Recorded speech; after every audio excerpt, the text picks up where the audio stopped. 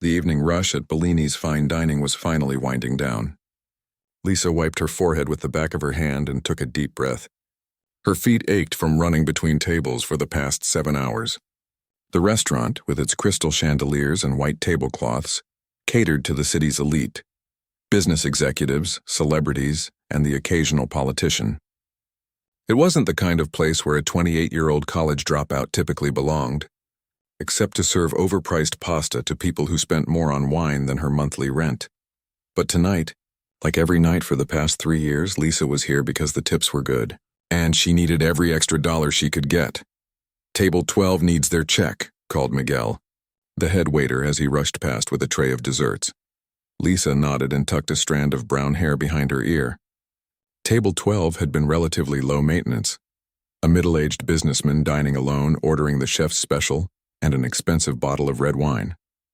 He'd barely looked up from his phone during the entire meal. As she printed the check and slipped it into the leather folder, her eyes drifted toward the corner of the restaurant where the grand piano sat. The beautiful instrument gleamed under the soft lighting, its polished surface reflecting the warm glow of the wall sconces. The restaurant owner had purchased it 2 years ago, boasting about how it would elevate the atmosphere of the place.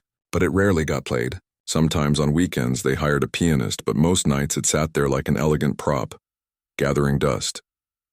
Lisa handed the check to table 12 and continued with her closing duties. Every few minutes, though, she found herself glancing at the piano. It wasn't just a beautiful piece of furniture to her. It was a reminder of dreams put on hold.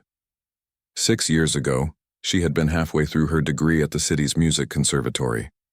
Piano performance had been her life since she was 7 years old. Her teachers had called her gifted, promising. But then her mom got sick.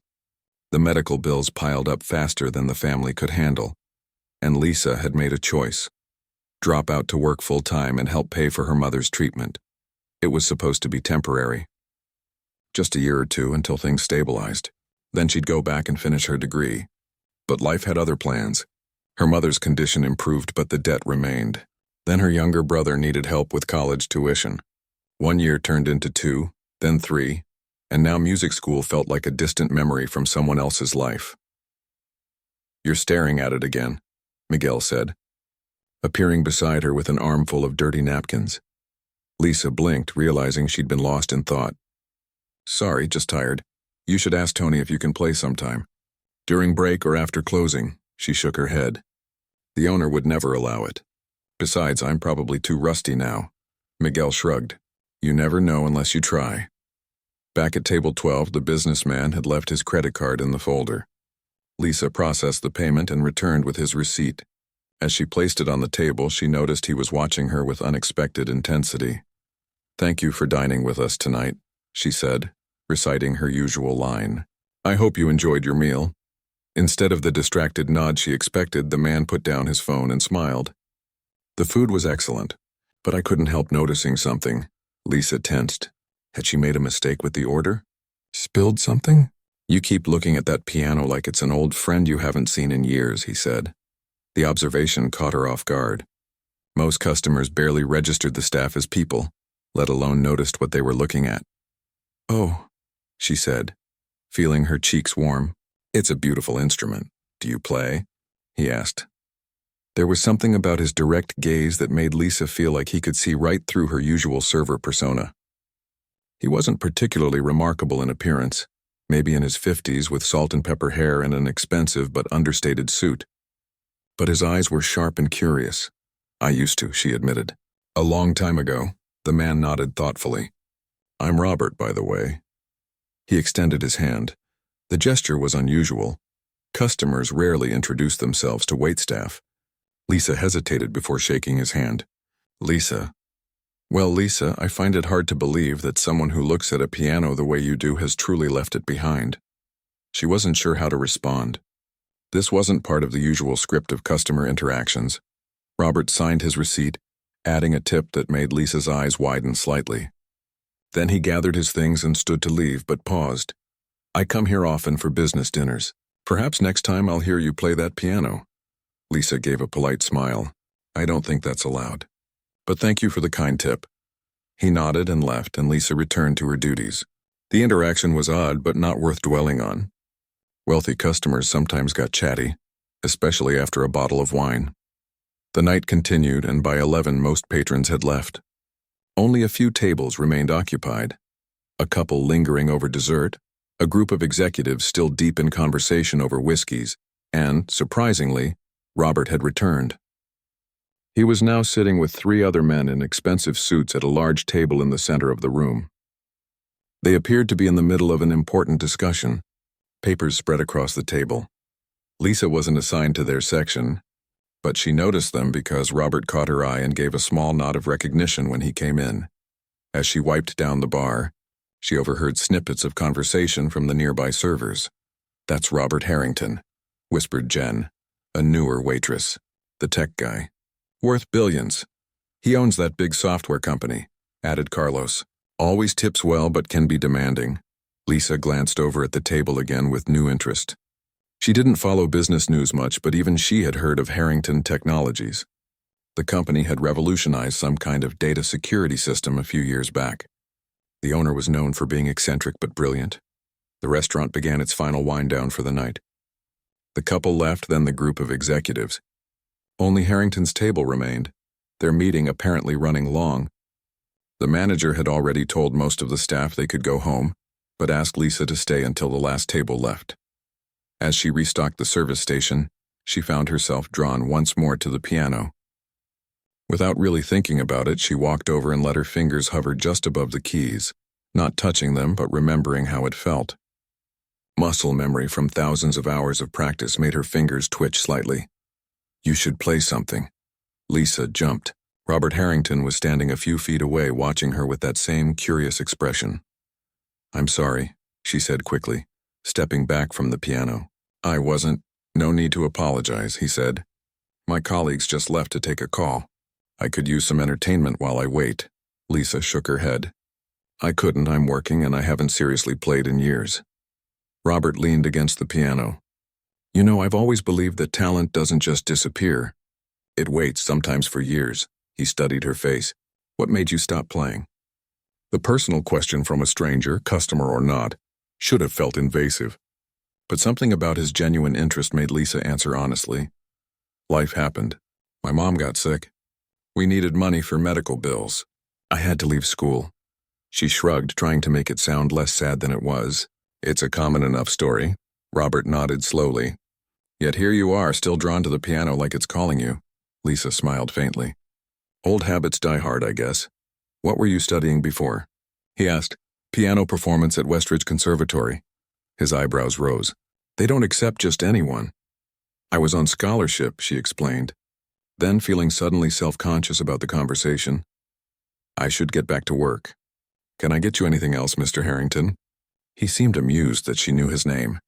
"So you recognized me after all?" "The other servers mentioned it," she admitted. He nodded, unsurprised. "No, I don't need anything else. But I do have a question for you, Lisa." She waited, expecting some ordinary request. The Wi-Fi password, perhaps, or directions somewhere. "What would it take for you to finish your degree?" The question was so unexpected that Lisa stared at him, wondering if she'd misheard. "Excuse me?"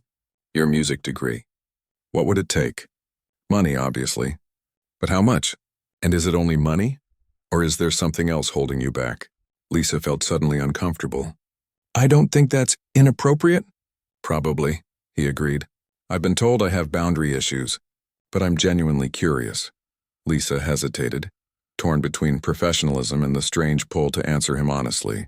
"About 30,000 would cover the remaining tuition and expenses," she said finally.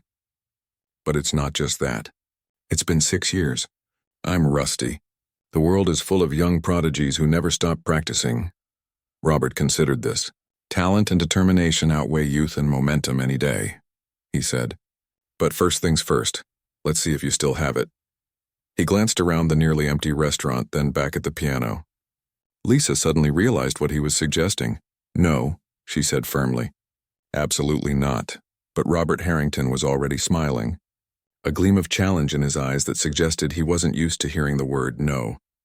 And despite herself, Lisa felt something stir inside her, a long dormant spark of the musician she used to be, wondering if maybe, Just maybe she still had it after all. Robert's suggestion hung in the air between them. Lisa glanced nervously at the manager's office where Tony was doing end-of-night paperwork. "I can't," she said, lowering her voice. "I'd lose my job." Robert followed her gaze and smiled. "Let me worry about that." Before Lisa could protest further, he walked straight to the manager's office and knocked on the door frame. Tony looked up, his expression instantly changing from tired annoyance to eager attentiveness when he recognized the wealthy customer. "Mr. Harrington, is everything all right with your service tonight?" "Excellent as always," Robert replied. "I have an unusual request, though. Your waitress," he gestured toward Lisa, who stood frozen by the piano, "is apparently a former piano performance student from Westridge Conservatory. I'd like to hear her play." Tony looked confused. "Lisa?" He glanced between them, clearly trying to process this unexpected information about his employee. I don't know if that's appropriate during business hours." "It's nearly closing," Robert pointed out, "and my associates and I are your only remaining customers. Consider it a private performance." As they spoke, the three men who had been with Robert earlier returned to the restaurant, pocketing their phones. They looked curiously at their colleague talking with the manager. "What's going on, Rob?" asked the tallest one, a thin man with glasses. "Potential entertainment," Robert replied cryptically. He turned back to Tony. "How about this? I'll add another $1,000 to our bill if you let her play one piece." Tony's eyes widened. Even at an upscale restaurant like Bellini's, a $1,000 tip was significant. He looked at Lisa, who was still standing by the piano, her face a mixture of embarrassment and something else. Longing, perhaps. "Well?" Tony hesitated. "If Lisa is willing, I suppose it would be all right." All eyes turned to her. Lisa felt her heart pounding. It had been so long since she'd played for anyone. The thought was terrifying and yet somehow thrilling too. "I don't know," she began. "You do know," Robert interrupted gently. "I saw it in your eyes the moment I mentioned it." His associates were now fully interested in the unusual scenario unfolding. "What's this about?" asked a shorter man with a beard, coming closer. "Our waitress is apparently a piano prodigy," Robert explained. "Or was before life got in the way." "I wouldn't say prodigy," Lisa corrected quickly, uncomfortable with the exaggeration. "Talented enough for Westridge," Robert countered. "That's not nothing." The bearded man raised his eyebrows, impressed. "No kidding? I donate to their scholarship fund." Tough program to get into.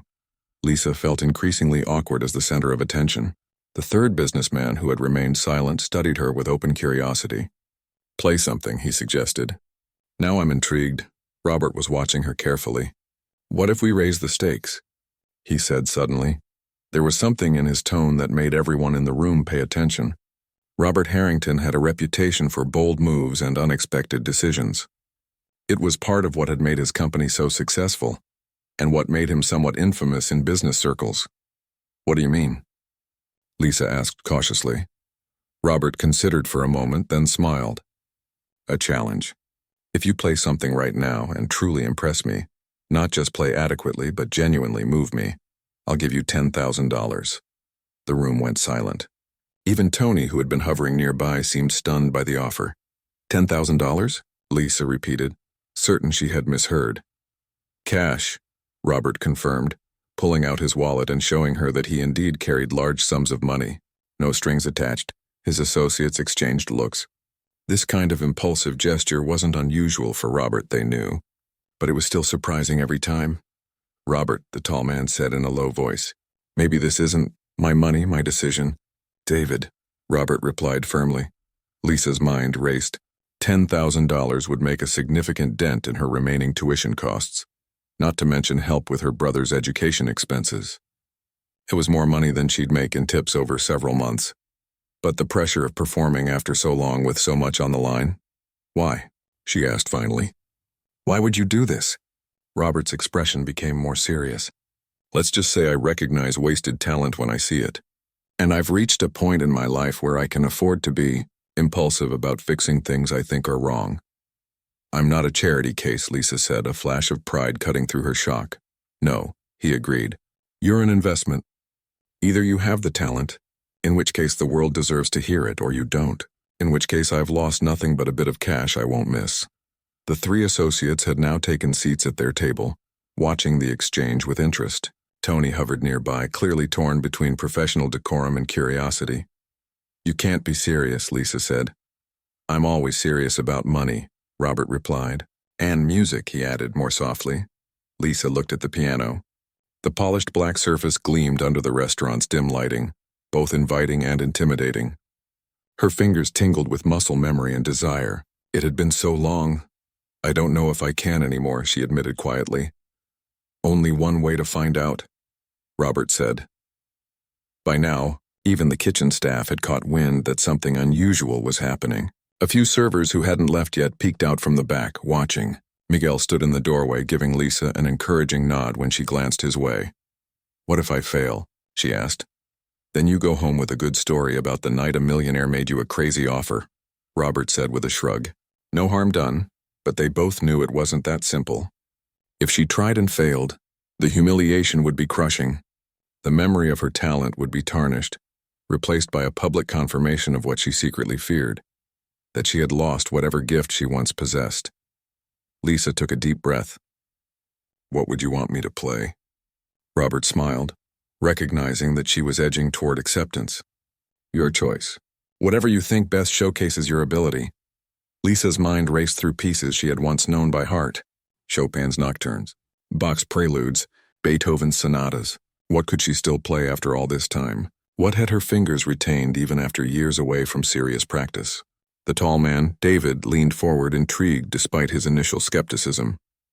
Do you have a specialty? Classical, jazz? Classical mostly, Lisa answered automatically. But I was working on some Gershwin before I left school. Interesting combination, commented the bearded man. The third businessman, who had been quietly observing, spoke up. 10,000 seems arbitrary, Robert. Why not make it more meaningful? Robert turned to his friend with interest. What did you have in mind, James? James shrugged. If she's really as good as you seem to think, why not pay for the rest of her degree? Lisa's breath caught. The casual way they discussed such a life-changing amount of money was almost surreal. Robert considered this, then nodded slowly. That's not a bad idea. How much did you say you needed to finish? 30,000? Yes, Lisa stammered, feeling lightheaded. But that's still pocket change to him, David muttered, though not unkindly. Robert made a decision. All right, new offer. Play for us now. If you truly impress me, and I have high standards, I'll pay for you to finish your degree at Westridge.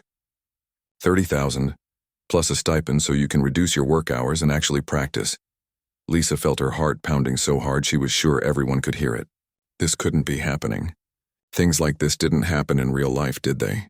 Rich men didn't just walk into restaurants and change people's lives on a whim. And yet here was Robert Harrington, looking at her with challenge and expectation in his eyes. Tony stepped forward. Lisa, you don't have to do this if you don't want to. His words were kind, but she could see in his expression that he was hoping she would accept. The story would be good for the restaurant. The night of Bellini's Waitress impressed Robert Harrington so much he paid for her education. I haven't practiced properly in years, she said, her voice barely above a whisper. And yet you still look at that piano like it's the love of your life, Robert observed. Some things don't leave you. Miguel had moved closer now. You can do it, he said encouragingly. Remember when you hummed along with that pianist they hired for Valentine's Day? You knew every note before he played it. Lisa felt cornered yet strangely liberated at the same time. Here was a chance, unexpected and terrifying, to reconnect with the person she had once been. The musician, the artist, the girl whose teachers had said she had a future. Slowly she moved toward the piano bench. Her legs felt unsteady. What if her fingers wouldn't cooperate? What if years of serving plates and mixing drinks had ruined whatever technique she once had? You don't have to, Robert said, surprising her. No pressure, but there was pressure. Immense pressure, not just from him and his offer, but from within herself, from the part of her that had never stopped grieving the loss of music in her life. Lisa sat down at the bench. The cool ivory keys waited beneath her fingertips. She placed her hands in position, surprised at how familiar it still felt, how right. What will you play? Robert asked, his voice now gentle. Lisa took a deep breath and made her decision. Lisa's fingers hovered over the keys, trembling slightly. The restaurant had fallen completely silent. She could hear the soft hum of the air conditioning and the distant clatter of dishes being washed in the kitchen. Everyone was waiting. What should she play? Something safe and simple that she was less likely to mess up? Or something challenging that would truly showcase what she was once capable of? Her mind went to the piece she had been working on before she left school, Chopin's Ballad No. 1 in G minor. It was ambitious, technically demanding, emotionally complex. Her professor had said she wasn't ready for it yet. That was 6 years ago. She certainly wasn't ready now. And yet, "I'll play Chopin," she said quietly. Ballade No. 1 in G minor. Robert's eyebrows rose slightly. Even he who wasn't a musician knew the piece by reputation. His bearded friend leaned forward with increased interest. "Bold choice," he commented. Lisa placed her hands on the keys and closed her eyes. She needed to remember. Not just the notes, her fingers somehow still knew those, but the feeling. The passion that had once driven her to practice until her hands cramped and her back ached. She took a deep breath and began to play. The opening notes were tentative, uncertain. Her fingers felt stiff, unpracticed. A small mistake in the third measure made her wince internally. This was a mistake. She wasn't ready. She should have chosen something easier. But she kept going. The gentle, questioning melody began to take shape.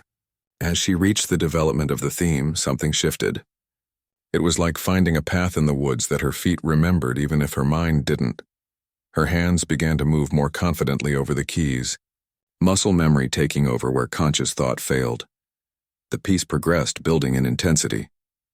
When she reached the dramatic middle section, she felt something unlock inside her. A door opening to a room she had kept closed for too long. The music began to flow through her rather than from her. Her body swayed slightly with the rhythm. Her face relaxed into an expression of deep concentration. Lisa had forgotten there was an audience. Forgotten about the money, the challenge, the years of regret. There was only Chopin's masterpiece and her conversation with it.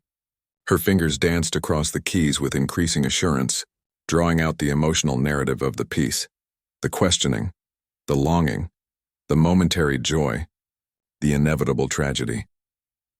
As she approached the thunderous octave passages that had once given her so much trouble, she felt a momentary flash of panic. This was where she would fail. Her technique couldn't possibly have survived years of disuse, but when she reached the passage, her hands seemed to take on a life of their own. The muscle memory was still there, buried deep but not lost. Her left hand handled the difficult jumps while her right articulated the melody, with a clarity that surprised even her. There were imperfections, a missed note here, a slightly blurred passage there, but the essence of the music remained intact. The restaurant staff had gathered at the edges of the dining room, watching in astonished silence. Miguel stood with his mouth slightly open. Tony had abandoned any pretense of working and was leaning against the wall, transfixed. Robert and his associates sat motionless. David, who had seemed skeptical earlier, was now watching with complete attention, his dinner forgotten. James had closed his eyes, allowing the music to wash over him. The bearded man was leaning forward, elbows on the table, studying Lisa's transformation with evident fascination. As the piece built toward its climactic conclusion, Lisa felt tears threatening. Not from sadness, but from the pure release of finally doing what she was meant to do after so long. The final passages, technically demanding and emotionally exhausting, poured out of her with an intensity that seemed to fill every corner of the restaurant. And then it was over. The final chords resonated through the room and gradually faded to silence. For a long moment, nobody moved or spoke. Lisa sat with her hands still on the keys, breathing hard, almost afraid to open her eyes and break the spell. Then someone, Miguel, she thought, began to clap. Others joined in, the applause building until it filled the space where the music had been. Lisa finally opened her eyes, blinking as though waking from a dream. The restaurant staff were clapping enthusiastically. 2 of the kitchen workers were wiping tears from their cheeks. Tony was shaking his head in disbelief, a smile spreading across his face. Lisa turned toward Robert and his associates. All 4 men were on their feet, applauding with genuine appreciation. David was nodding slowly, as if confirming something to himself. James was smiling broadly, The bearded man leaned over to say something to Robert, who nodded without taking his eyes off Lisa. I had no idea, Tony said, coming forward. 6 years you've worked here, and I had no idea. Lisa felt overwhelmed, disoriented. The intensity of the experience, reconnecting with a part of herself she had buried so deep, left her feeling raw and vulnerable. I wasn't sure I could still play like that, she admitted, her voice unsteady. Like that? Miguel repeated incredulously. Lisa, that was… I don't even have words. Robert approached the piano, his expression thoughtful. I've heard that piece performed many times, he said. At Carnegie Hall, at Lincoln Center, by some of the most acclaimed pianists in the world. Lisa braced herself. Despite the applause, despite the rush she had felt while playing, she knew her performance had been flawed. 6 years of minimal practice couldn't be overcome in a single emotional burst. Your technique has some rough edges, Robert continued, confirming her fears. That's to be expected after so long away from serious study. Lisa nodded, trying not to show her disappointment. But, he added, his voice softening, I've rarely heard it played with such honesty. Such emotional authenticity. He glanced at his associates who were still standing by the table. Wouldn't you agree? James nodded. Absolutely. Technical perfection can be learned. What you have, that connection to the music, that's the rare thing. The bearded man stepped forward. I serve on the board of the City Symphony, he said, introducing himself properly for the first time. We fund several scholarships each year for promising musicians. He handed her a business card. When you're ready, call me.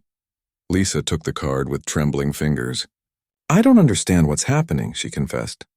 Robert smiled. What's happening is that you're being reminded of who you really are. He pulled out a checkbook from his inner jacket pocket. And I'm keeping my end of the bargain. He wrote quickly, tore out the check, and handed it to her. Lisa looked down at the amount and gasped. It wasn't for $30,000 as promised. It was for $50,000. That should cover tuition plus living expenses so you can reduce your hours here and actually practice, Robert explained. Consider it an investment in your future. Lisa stared at the check, unable to form words. This couldn't be real. Things like this didn't happen in real life. Why? She finally managed. You don't even know me. Robert's expression became more serious. My mother was a pianist, he said. Not professionally, she taught elementary school music. But she played like you do, like the music was part of her soul. He paused. She never got the opportunities she deserved. By the time I had the means to help her pursue music seriously, her arthritis was too advanced. He glanced around at the restaurant, at the staff still watching in amazement, at his business associates waiting respectfully. I can't change her past, but I can recognize talent when I see it, and I have the means to do something about it. He nodded at the check in her hands. Don't waste this chance. Lisa felt tears welling up again. I won't, she promised. Thank you doesn't seem adequate, but… Thank you. The bearded man cleared his throat. Well, this evening took an unexpected turn. Can't say I'm disappointed, though. He looked at Lisa with newfound respect. When you're ready to return to school, my wife is on faculty at Westridge.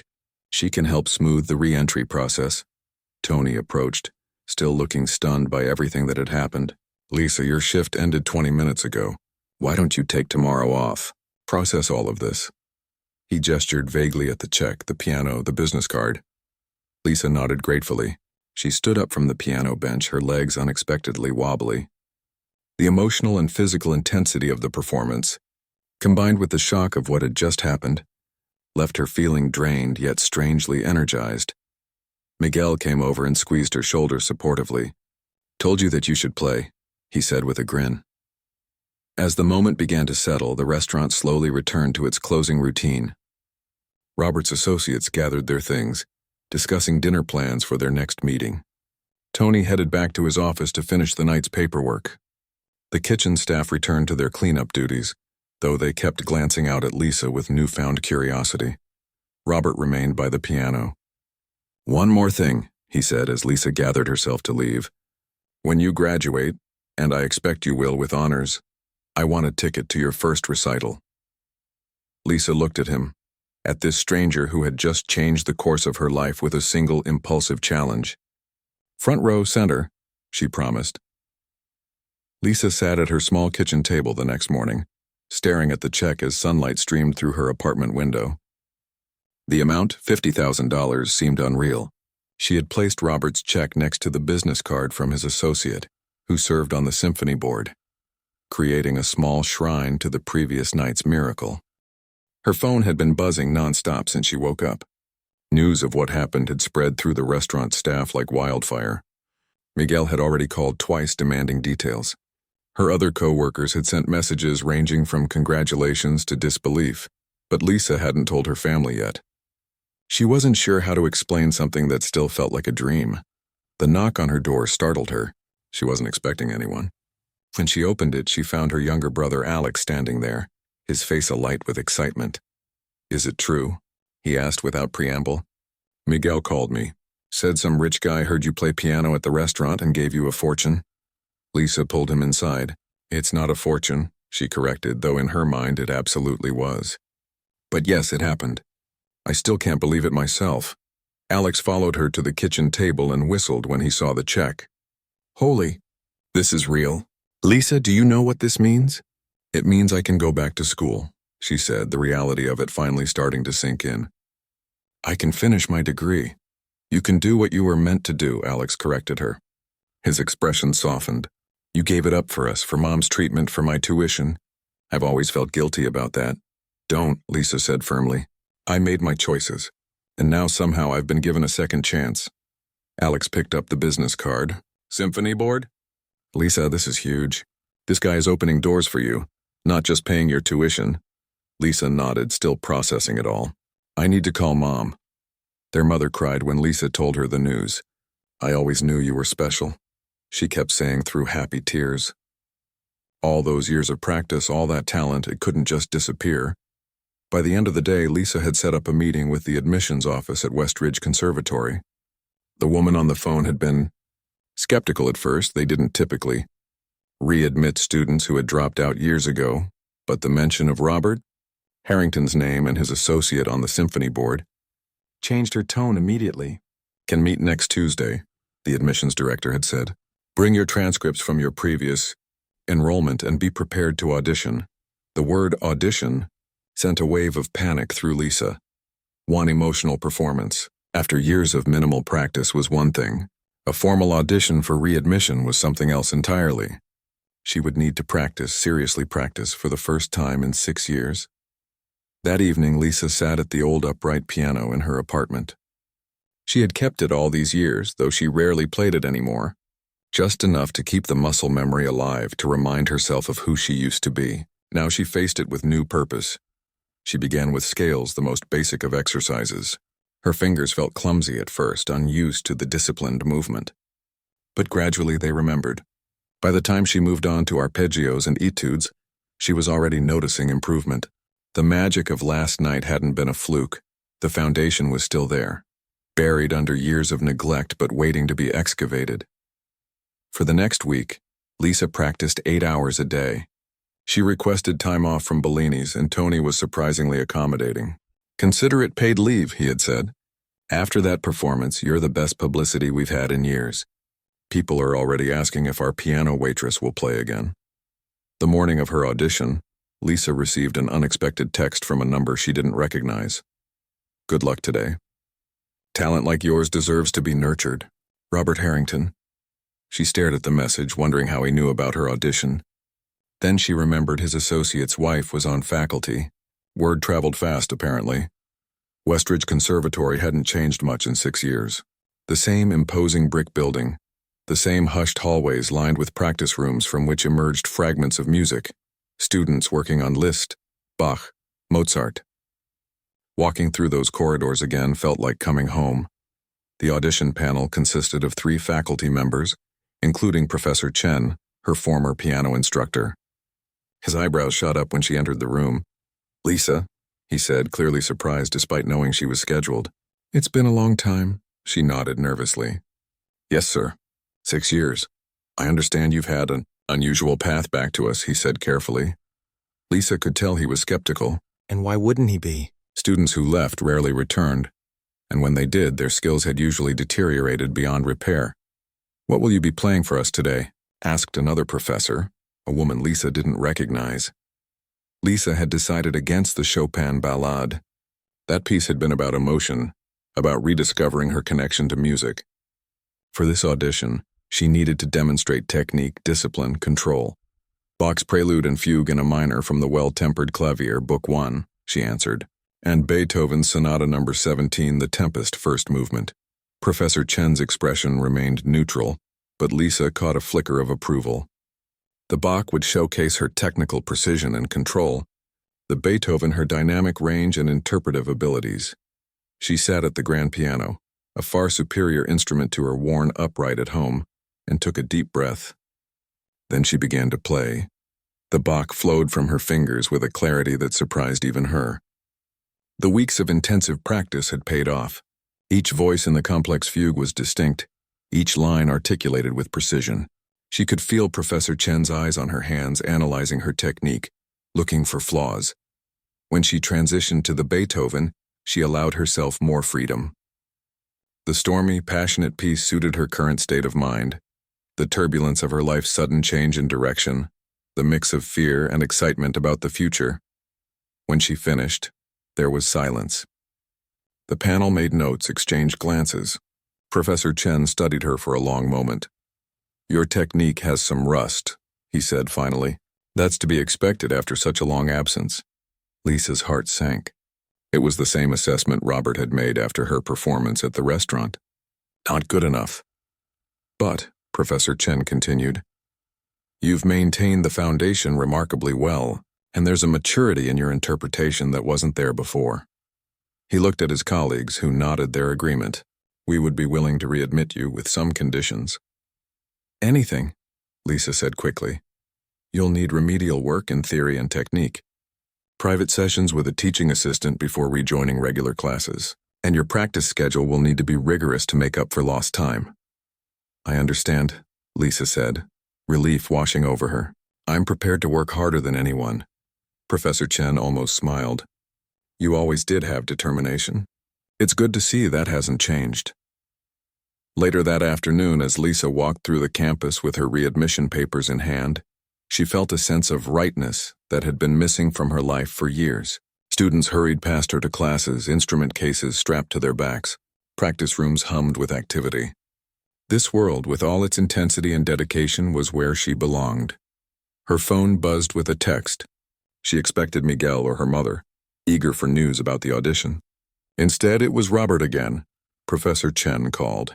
"Congratulations on your readmission. I never doubted you. Dinner next month to discuss your progress? Your choice of restaurant, though Bellini's might be appropriate." Lisa smiled. She typed a reply, thanking him and accepting his invitation. As she pressed send, she realized something profound had shifted in her life.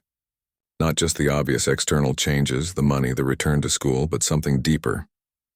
For the first time in years, she was looking forward, not back. Planning for a future she wanted, not just accepting the one circumstances had forced upon her. She sat on a bench in the conservatory's courtyard, surrounded by the sounds of students practicing, and allowed herself a moment to absorb it all. The path ahead wouldn't be easy. She was older than most of her classmates, rusty from years away, juggling part-time work with intensive study. But as she listened to the music drifting from the practice rooms around her, Lisa felt nothing but gratitude. For Robert's impulsive challenge, for her own courage in accepting it, and for the second chance that most people never get. 2 years had passed since that night at Bellini's. 2 years of intense practice, theory classes, private lessons, and occasional breakdowns when Lisa wondered if she'd made the right choice. 2 years of working part-time at the restaurant, now playing piano for customers on Friday and Saturday nights rather than serving food, while carrying a full course load at the conservatory. Now, as she stood backstage at Westridge's main concert hall, waiting to perform her graduation recital, Lisa could hardly believe how far she'd come. "Nervous?" asked Professor Chen, appearing beside her. Lisa nodded. "Terrified, but the good kind of terrified," he smiled, "a rare occurrence. You've put in the work. Trust in that." Over the past 2 years, Professor Chen had transformed from skeptic to champion. He'd pushed her harder than any other student, knowing she had more ground to cover in less time.